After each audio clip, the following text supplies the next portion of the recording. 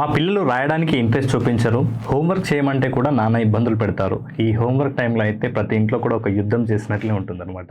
అయితే ఎందుకు పిల్లలు ఇలా చేస్తారంటే, ఇక్కడ ప్రాబ్లమ్ ఏంటంటే ప్రతి పేరెంట్ కూడా ఫీల్ అవుతుంటారు. ఎందుకంటే మేము వేలకు వేలు ఫీజులు పెడుతున్నాము.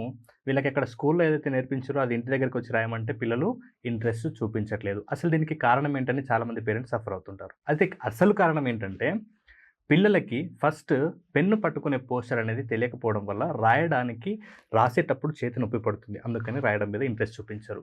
పైగా పిల్లలకి ఫైన్ మోటార్ స్కిల్స్ అనేది డెవలప్ అవ్వకపోవడం వల్ల వాళ్ళ కండరాలు నొప్పి పడుతుంది. దాంతో వాళ్ళకి రాయాలనే ఆసక్తి ఉండదు.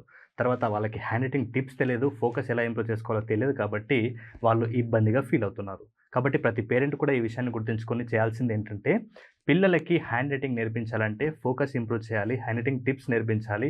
హ్యాండ్ రైటింగ్ స్కిల్స్ నేర్పించినట్లయితే వాళ్ళు ఆటోమేటిక్‌గా రాయడానికి ఇంట్రెస్ట్ చూపిస్తారు.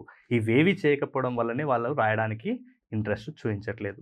సో, మీ పిల్లలకైనా హ్యాండ్ రైటింగ్ పరంగా ఇబ్బంది పడినట్లయితే ఇక్కడ స్క్రీన్ మీద కనబడుతున్న నెంబర్‌కి హ్యాండ్ రైటింగ్ అని మీరు నాకు మెసేజ్ చేసినట్లయితే నేను మీకు హ్యాండ్ రైటింగ్ ఎలా ఇంప్రూవ్‌మెంట్ చేసుకోవాలి, ఎలా పిల్లలు రాయడానికి ఇంట్రెస్ట్ చూపిస్తారనే విషయాల పట్ల మీకు క్లారిటీ ఇస్తాను. Thank you so much.